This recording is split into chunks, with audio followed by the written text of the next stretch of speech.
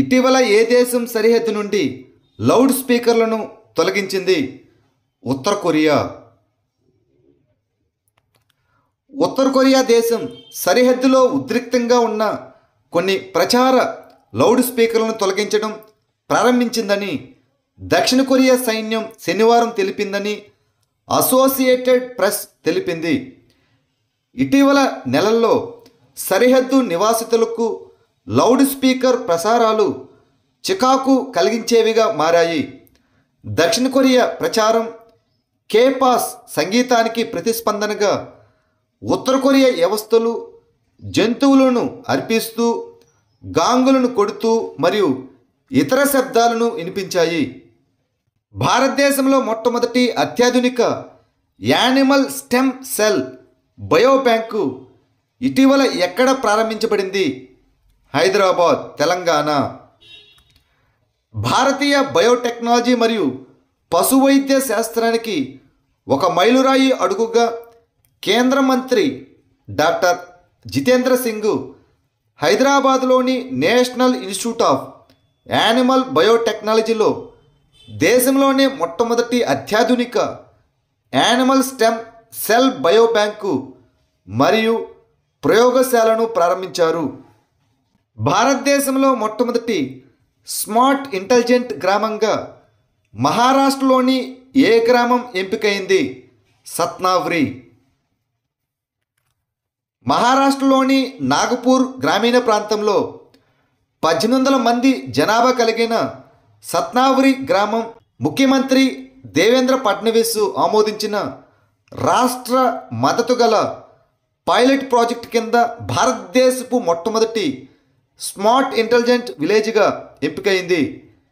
Drone సహాయక వ్యవసాయం, smart irrigation, mobile banking, digitalised పాఠశాలలు మరియు అధునాతన నిఘా వంటి సాంకేతికతలను ఏకీకృతం చేయడానికి ఈ ప్రాజెక్టు గత నెలలో ప్రారంభించబడింది. దీనిని voice of Indian communication technology enterprises దేశీయ సాంకేతిక సంఘాలతో రూపొందించింది. నిద్రలేమి వ్యాధి అనగా స్లీపింగ్ సిక్నెస్ డిసీజ్ నుండి విముక్తి పొందిన 10వ దేశంగా ఏ దేశం అవతరించింది? కెన్యా. కెన్యాను ఇటీవల ప్రపంచ ఆరోగ్య సంస్థ నిద్రలేమి వ్యాధి అనగా హ్యూమన్ ఆఫ్రికన్ ట్రెపనోసోమియాసిస్ అనగా హ్యాట్ లేని దేశంగా ప్రకటించింది. దీనితో ప్రజారోగ్య సవాలుగా ఈ హ్యాట్ని తొలగించిన 10వ దేశంగా కెన్యా నిలిచింది. ఆఫ్రికా నుండి నిర్లక్ష్యం చేయబడిన ఉష్ణమండల వ్యాధులను తొలగించే దిశగా ఇది ఒక ముఖ్యమైన అడుగుగా గుర్తించారు. ఆగస్టు 2025లో భారతదేశం అంతటా సాంకేతిక విద్య నాణ్యతను మెరుగుపరచడానికి కేంద్ర మంత్రివర్గం ఆమోదించిన పథకం పేరు ఏమిటి? Multi disciplinary education and research improvement in technical education అనగా మెరిట్ పథకం. ప్రధానమంత్రి శ్రీ నరేంద్ర మోదీ అధ్యక్షతన జరిగిన కేంద్ర మంత్రివర్గం multi disciplinary education and research improvement in technical education పథకానికి ఆమోదం తెలిపింది. ఈ పథకం అన్ని రాష్ట్రాలు మరియు కేంద్రపాలిత ప్రాంతాల్లో 175 ఇంజనీరింగ్ సంస్థలు మరియు 100 పాలిటెక్నిక్లతో సహా 275 సాంకేతిక సంస్థల్లో అమలు చేయబడుతుంది.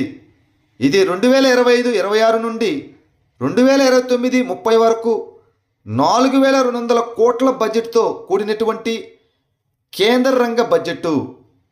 విష్ణుఘడ్ పిపల్కోటి జల విద్యుత్ ప్రాజెక్టు ఏ రాష్ట్రంలో ఉంది? ఉత్తరాఖండ్. ఇటీవల ఉత్తరాఖండ్లోని చమోలిలోని హెలాంగ్లో నిర్మాణంలో ఉన్న విష్ణుఘడ్ పిపల్కోటి జల విద్యుత్ ప్రాజెక్టు వద్ద అకస్మాత్తుగా కొండ చర్యలు విరిగిపడి 12 మంది కార్మికులు గాయపడ్డారు. 4 తీవ్ర గాయాలయ్యాయి. ఇది ఉత్తరాఖండ్లోని చమోలి జిల్లాలో గంగా నదికి ప్రధాన ఉపనది అయిన అలకనంద నదిపై ఉంది. భారతదేశంలోనే అత్యంత పొడవైన వందే భారత్ ఎక్స్ప్రెస్ను ఎవరు ప్రారంభించారు ప్రధానమంత్రి నరేంద్ర మోదీ. ప్రధానమంత్రి నరేంద్ర మోదీ 2025 ఆగస్టు 10న నాగపూర్, అజ్ని మరియు పూణే మధ్య నడిచే భారతదేశంలోనే అత్యంత పొడవైన వందే భారత్ ఎక్స్ప్రెస్ను ప్రారంభించారు. ఈ హై స్పీడ్ రైలు దాదాపు 12 గంటల్లో 881 కిలోమీటర్లు ప్రయాణించి దూరం మరియు ప్రయాణ సమయం పరంగా వందే భారత్ సిరీస్లో కొత్త రికార్డును నెలకొల్పింది. ఇటీవల ఏ రాష్ట్ర ప్రభుత్వం బాజ్ అక్ అనే కొత్త యాంటీ డ్రోన్ వ్యవస్థను ప్రారంభించింది? పంజాబ్ రాష్ట్రం. పాకిస్తాన్ నుండి డ్రోన్ల ద్వారా మాదక ద్రవ్యాలు మరియు ఆయుధాల అక్రమ రవాణాను ఎదుర్కోవడానికి ముఖ్యమంత్రి భగవంత్ మాన్ శనివారం అంతర్జాతీయ సరిహద్దులో 3 యాంటీ డ్రోన్ వ్యవస్థలను మోహరించారు. భారతదేశంలో తన సరిహద్దు ప్రాంతాల్లో ఇటువంటి వ్యవస్థను మోహరించిన మొదటి రాష్ట్రం పంజాబ్ రాష్ట్రం. యాంటీ డ్రోన్ వ్యవస్థను బాజ్ అక్ లేదా హాక్ ఐ అని కూడా పిలుస్తారు. నారీ అదాలత్ ఇనిషియేటివ్ ఇటీవల ఏ రాష్ట్రంలో ప్రారంభించబడింది? సిక్కిం. 2025 ఆగస్టు 10న సిక్కిం ముఖ్యమంత్రి ప్రేమ్ సింగ్ తమంగ్ రంగ్పోలో ప్రారంభ ఆమా సమ్మాన్ దివస్ సందర్భంగా నారీ అదాలత్ను ప్రారంభించారు. ఈ మహిళా నేతృత్వంలోని కమ్యూనిటీ జస్టిస్ ఫోరం గ్రామీణ మరియు సెమీ అర్బన్ ప్రాంతాల్లో న్యాయం కోసం అనధికారిక, ప్రపత్య మరియు సానుభూతి గల వేదికను అందించడం ద్వారా స్థానిక మహిళలను మధ్యవర్తులుగా శక్తివంతం చేయడం లక్ష్యంగా పెట్టుకుంది.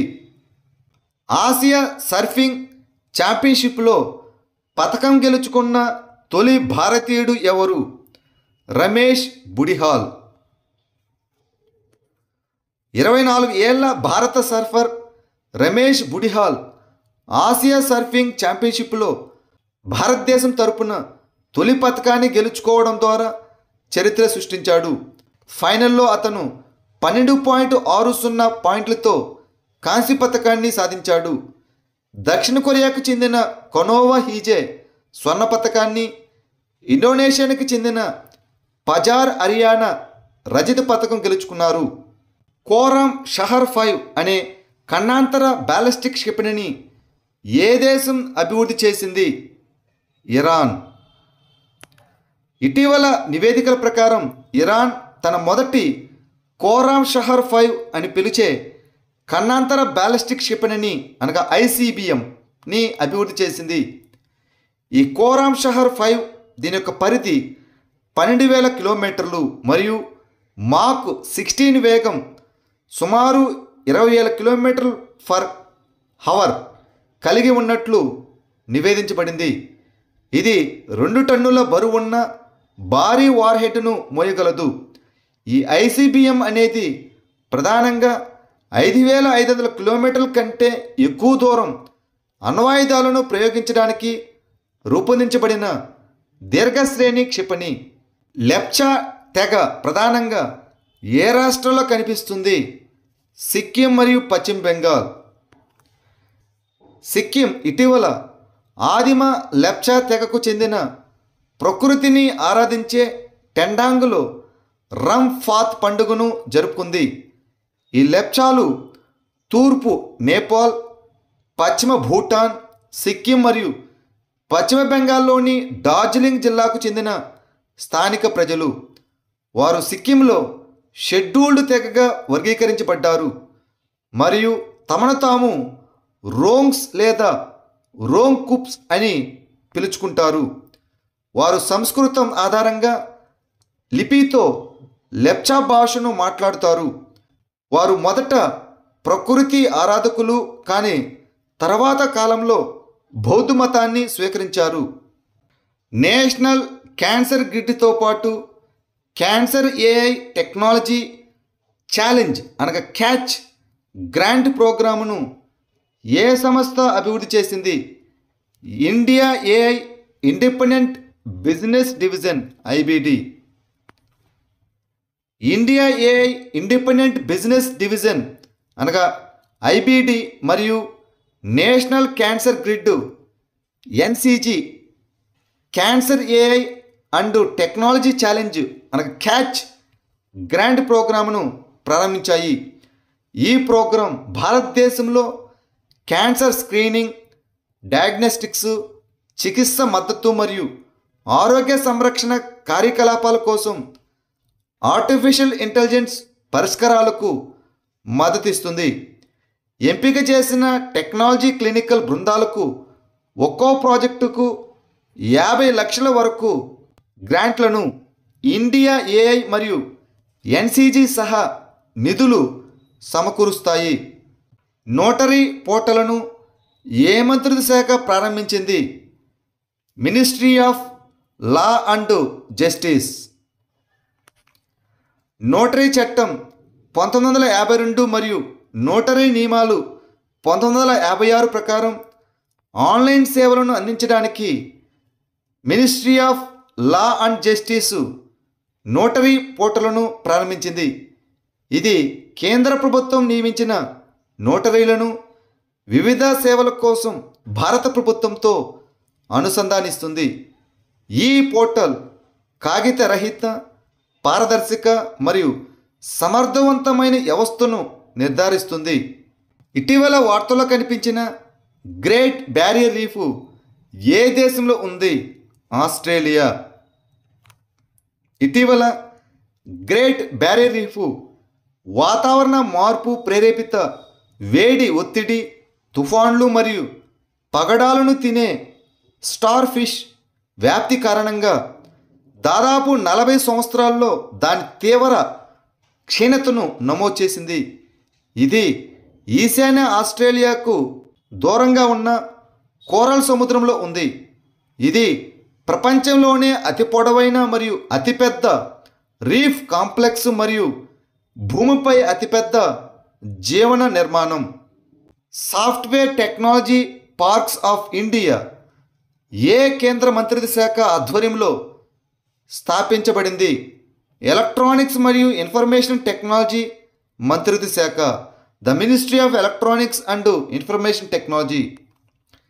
భారతదేశంలోని సాఫ్ట్వేర్ టెక్నాలజీ పార్కుల్లో 85% కంటే ఎక్కువ టైర్ 2 మరియు టైర్ 3 నగరాల్లో ఉన్నాయని ప్రభుత్వం లోక్సభకు తెలియజేసింది.